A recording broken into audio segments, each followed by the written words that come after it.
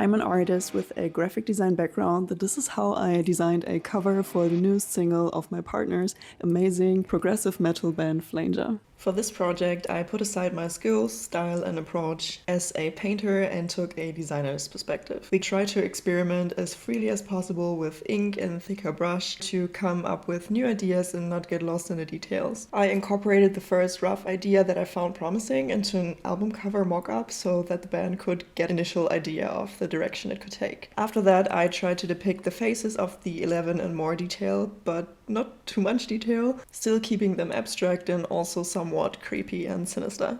The best faces were always the ones I thought about the least and was most relaxed about. By definition, however, they were also difficult to recreate in new sketches.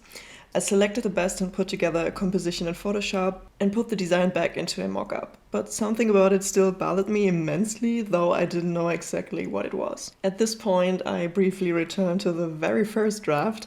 I liked it precisely because it was so simple, sloppy, and therefore, in my opinion, graphically interesting. However, the band wanted to see one last version with a little more detail in the faces and some shading. I did this with colored pencils, partly on the train home for Christmas. And the design was the one they finally chose. Make sure to check out Flanger's amazing music, even if you normally don't listen to heavier stuff. Their work is very special and something else. I'm always in awe when I witness the songwriting processes. They are also still looking for a drummer in Berlin, so make sure to hit them up if you're interested.